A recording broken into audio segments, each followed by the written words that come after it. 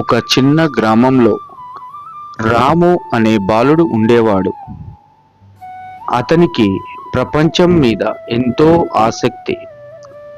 ఒకరోజు అతను తన తాతయ్యతో కలిసి పొలంలో నడుస్తూ, తాతయ్య, ఇప్పటి కాలంలో మనకు ఉన్న సౌకర్యాలు ఎంత గొప్పగా ఉన్నాయి, పూర్వకాలంలో ఇలా ఉండేవా అని అడిగాడు.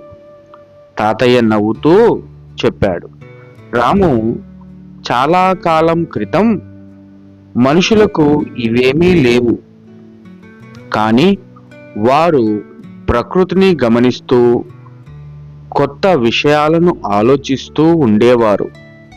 అలా ఆలోచించిన వారే ఈ రోజున మనం ఉపయోగిస్తున్న కంప్యూటర్లు, మొబైల్ ఫోన్లు, ఇంటర్నెట్, రోబోట్స్, ఔషధాలు అన్నింటినీ కనుగొన్నారు.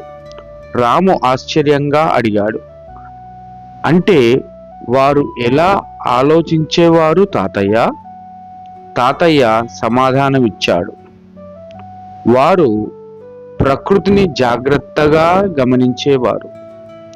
ఏం జరుగుతోంది, ఎందుకు జరుగుతోంది అనే ప్రశ్నలు వేసేవారు. ఆ ప్రశ్నలకు సమాధానం కనుగొనడానికి ప్రయోగాలు చేసేవారు.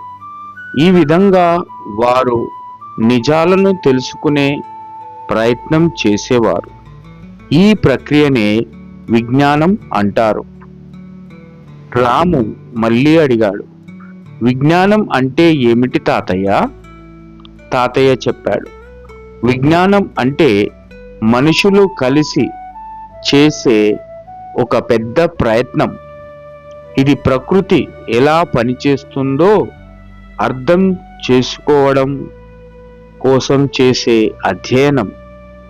ఇది పరిశీలనల మీద, ప్రయోగాల మీద ఆధారపడి ఉంటుంది.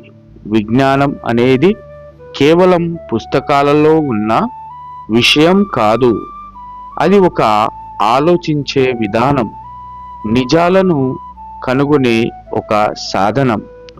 రాము ఆలోచిస్తూ, అంటే నేను కూడా ప్రకృతిని గమనిస్తూ ప్రశ్నలు అడిగి ప్రయోగాలు చేస్తే నేను విజ్ఞానాన్ని నేర్చుకోగలనన్నమాట అని ఆనందంగా చెప్పాడు.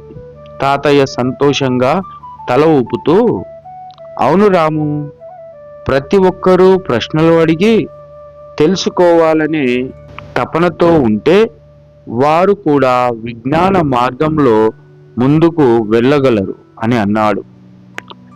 ఆ రోజు నుంచి రాము ప్రతి చిన్న విషయాన్ని గమనిస్తూ, ఎందుకు అని అడుగుతూ విజ్ఞాన ప్రపంచంలో తన ప్రయాణాన్ని ప్రారంభించాడు.